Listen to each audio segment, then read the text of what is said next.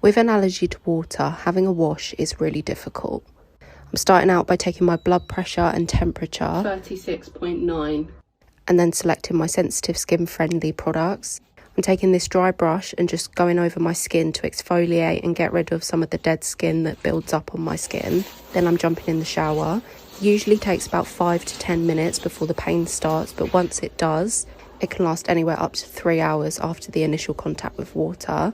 When I jump out of the shower, I'm in a lot of pain. Come back for part 2. After I've dried off and moisturised my skin, I am in a lot of pain. I literally just writhe around in my bed until the pain stops and I start to feel exhausted. In really bad cases, I take painkillers and anti-sickness meds, but today I'm not doing that. I'm eating something small to keep my energy up. Literally tastes like cardboard, I hate it, but otherwise I get worse. There wasn't a crazy difference between my blood pressure and heart rate before and after the shower, but more worryingly, my temperature went from 36.1 to 41, which is feverish.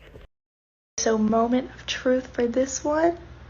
So if y'all remember, a few weeks ago when I had my clear tubes, I dyed them, and then I saw some girl dye her feeds, and I thought that looked so fun. So I'll add her below and give her creds because I can't remember her name off the top of my head, but I'm going to dye my feeds because I miss dyeing the tube, and I didn't even think about doing this.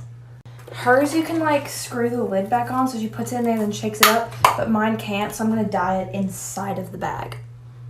I think I'm going to do pink because that was the next color I was going to do my tube, but then ended up not putting in another clear one. So I'm going to see if I can make it work. So my mom only uses like the thick dyes, and I don't know why, so that's all I have. So I decided to just dye the water really red, and then I'm going to try and mix in the water with it and then see if that works. I have no idea if it will, but so fingers crossed. This is dark enough. It looks like a strawberry milkshake. That's so cool. What color should I do next?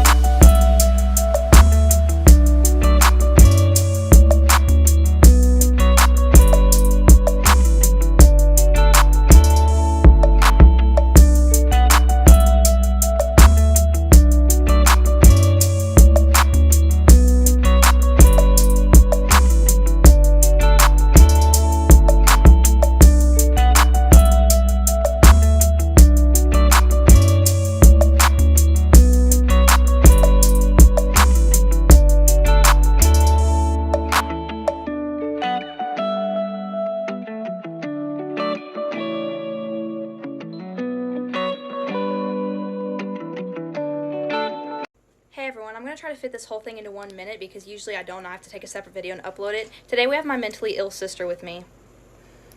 You want to talk about your mental illness while I do this? Anyway, I have 5 mental illnesses. We're not going to talk about them. Actually, I guess we can because you're putting your nose too big. So I have ADD, bipolar, complex PTSD, and disassociation. And then I also have allergies. I have a nut allergy. I have a latex allergy. I'm allergic to a bunch of fruits because of the allergy and the latex allergy. I'm allergic to every type of grass and every type of tree except 2 and ragweed. Yep, so that's my sister. And then she's just special because... Well, my guide wire come out. It looks like I'm crying and it's painful. I swear it's not painful and I'm not crying. It's simply just the fact that there's a tube in my nose. Where's my tape? I lost my tape. Hold on. There we go, found it. And I'm going to check placement off camera because it takes too long, so. The amount of homework is unfair. I mean, but you guys can also agree that perfect attendance is an unfair and unjust reward system, right? Instilling ableist ideas in children from a young age, because it's really unfair to chronically ill or just ill children in general, or kids with different domestic circumstances, especially because attendance is largely out of the child's control anyhow, right? And I mean, it's probably just America's way of brainwashing us from a young age to have an unhealthy work ethic because they only care about us as cogs in the capitalist system and they don't value our worth as human beings. Right? What? Right. Who is she? Right, but that homework. I think I knew it was getting bad again when I started to do everything sitting down. And I think I understood it was getting bad again when a smile became much more difficult to produce than a frown. When the room didn't light up whenever I was around, and when the tears came silently, not creating any sound. And I think I knew it was bad when my own internal clock stopped ticking. You ever seen a ghost? I was over on the bench. I was over on the bench. I was over on the bench. I was sitting over on the bench. I was over on the bench. I made a salad with crazy. You're getting wow.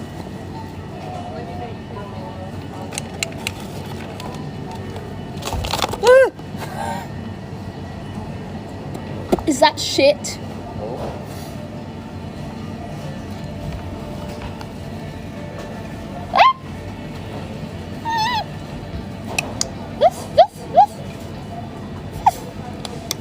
Oh my god, a baby.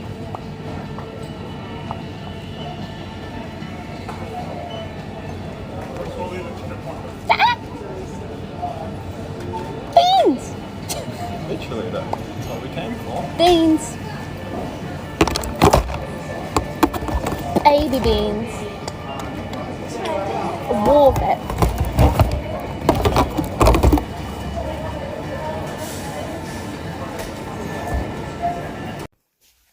If you are a weed smoker or you are interested in trying cannabis, I want to tell you my little sentence that I made up. I've researched cannabis for about, 3 or 4 years, and I've learned quite a bit. This will not work in everyone. It's about 80%, I'd say, depending on what your genetics are and your metabolism. But from what I can tell, here's my sentence. When you're blue, meaning sad, smoke blue. That's indica. It's usually written in blue. When you are seeing red, which is mad, smoke red, which is sativa.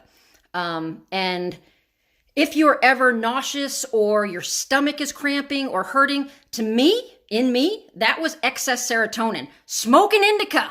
You need to close those vessels. Indica helps close the vessels. But weed is also affected by the amount of sunlight you get. So I don't want to go into all that. I'll probably confuse you. That's basically it. And just... This is something I deal with because of Ehlers-Danlos syndrome. If I sit for more than 15 to 20 minutes, my legs stop working.